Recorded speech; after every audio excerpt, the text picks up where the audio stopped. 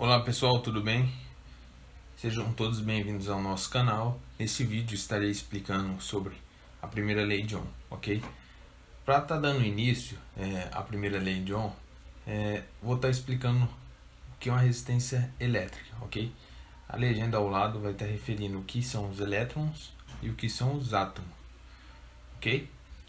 Vou estar representando como uma resistência elétrica. Vou pegar um condutor, delimitar ele em um certo comprimento e vou estar estudando o que ocorre com ele. Nesse meu condutor terá átomos distribuídos de forma não uniforme ao longo do meu material, correto? E ao momento que eu insiro uma fonte de alimentação no meu material condutor, essa fonte pode ser entendida como uma pilha, uma bateria, e ao momento que eu insiro ela no meu condutor, numa resistência elétrica, que é esse desenho que eu citei que possui átomos, no momento que eu insiro minha fonte em uma resistência elétrica, essa fonte terá uma certa polaridade e fluirá uma corrente elétrica ou cargas elétricas em movimento no sentido convencional. Quando essa carga elétrica ou essa corrente elétrica chega na minha resistência elétrica, ela tende a atravessá-la.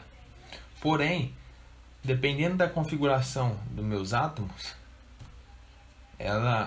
esses meus elétrons irão se chocar com meus átomos e parte dessa energia que o elétron possui será dissipada na forma de calor e a outra retornará para minha fonte de alimentação, certo? Bom, em visão geral, nós não iremos representar uma resistência elétrica dessa forma, e sim contendo uma simbologia que será representada desta maneira.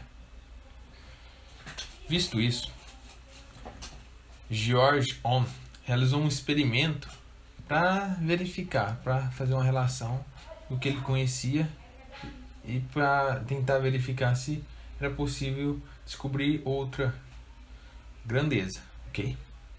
Ele montou esse circuito com uma fonte variáveis de corrente contínua, um amperímetro, que é um aparelho que consegue medir a corrente elétrica, um voltímetro em paralelo com minha resistência, que é um aparelho que consegue ler tensão. E visto isso, quando ele ligava minha fonte de tensão, ele percebia que minha corrente elétrica tinha uma certa corrente elétrica. Porém, quando ele mudava o material, essa corrente mudava também. E ele começou a analisar e verificou os seguintes valores. Isso é uma perspectiva do que aconteceu. Ele colocou 10 volts, tinha 1 ampere, o aparelho lia 1 ampere. Colocou 12, o aparelho lia 1,2. 14, 1,4. E trocou de material. No lugar dessa resistência aí, ele colocou outra resistência e aferiu outros valores de corrente, novos valores. 10 volts, 0,1 mA, 12, 0,12 mA. Com isso, ele pegou essas informações de tensão e corrente e plotou um gráfico. Para quê? Para tentar visualizar os pontos e o que estava tendendo, qual era a tendência desse meu gráfico. Isso para o material 1, ele realizou essa seguinte análise. Para o material 2, ele plotou e verificou que os gráficos tendiam a ser linear, ok? Outra análise também que ele observou é que quando mais aumentava a corrente, eu aumentava a tensão. Então a relação de 1 sobre 1 dava uma constante. Essa constante K foi denominada R de resistência elétrica, ok? E como os gráficos se comportavam de modo linear, essa característica se dá, ou pode ser chamada, de resistência ohmica. Então, quando eu tenho um material que se comporta dessa duas maneiras, eu tenho uma resistência ômica, correto? Um fator que é de suma importância está levando em conta é a condutância. Imagine que eu tenha um material delimitado, como eu citei, e tenho o seguinte arranjo de átomo. Do outro lado, tenho outro material com outra configuração de átomo.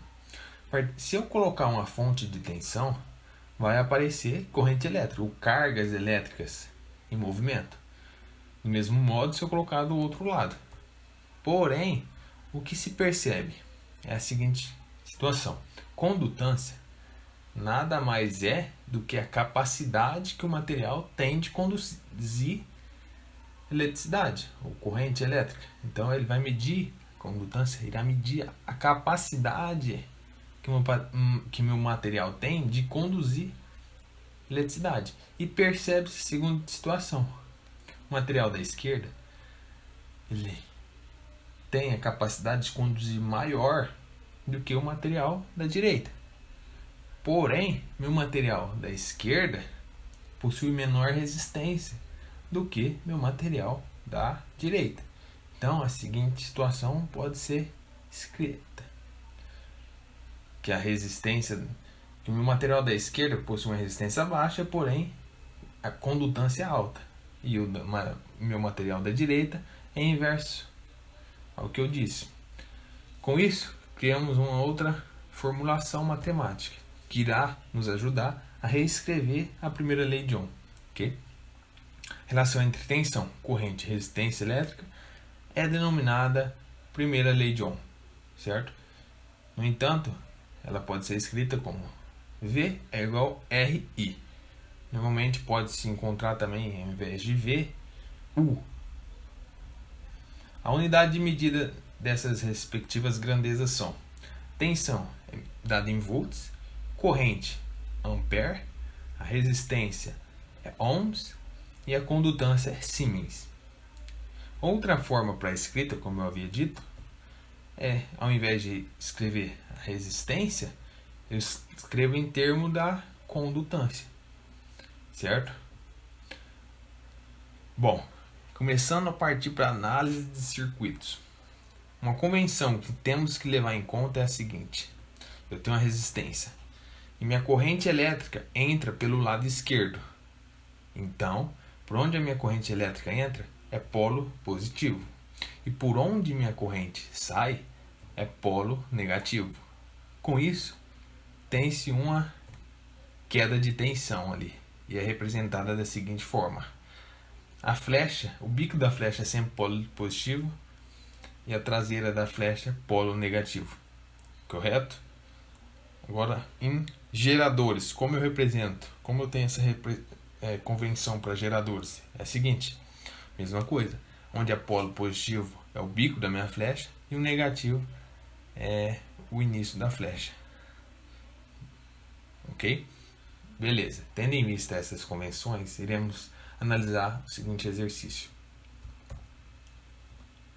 Exercício. Determine a corrente no circuito mostrado considerando os seguintes valores para resistor: 250, 570 e 1000 ohms. Correto?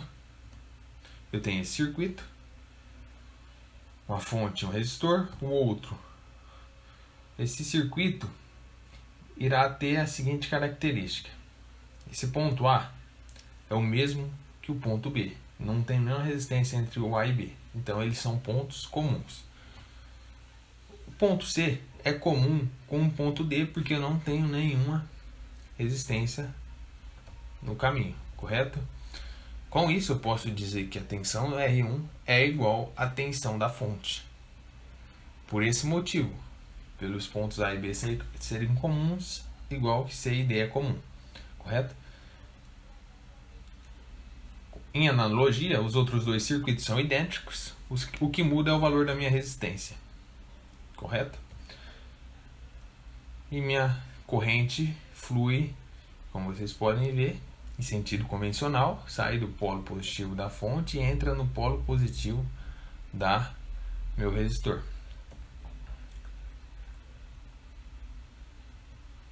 Bom, pela lei de Ohm, tensão é resistência vezes corrente. Como eu quero encontrar o valor da corrente, eu isolo ela, passando a resistência dividindo. Para a resistência de 250 ohms, eu tenho a seguinte situação. I é igual a tensão sobre a resistência. Tensão é 10, resistência 250. Eu tenho a corrente igual a 40 vezes 10 a menos 3 ampere. Reescrevendo, no lugar de 10 a menos 3, eu posso escrever milli, que significa a mesma coisa. Então, a corrente é igual a 40 miliampere.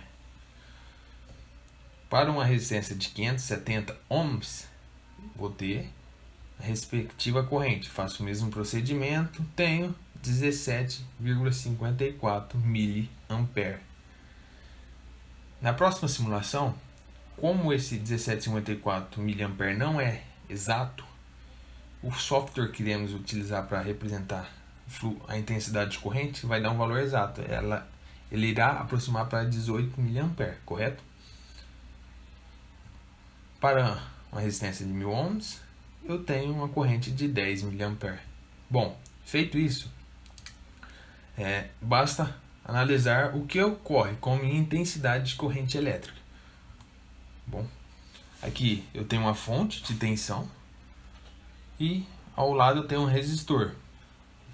Esse resistor e minha corrente 0 ampere, como vocês podem ver.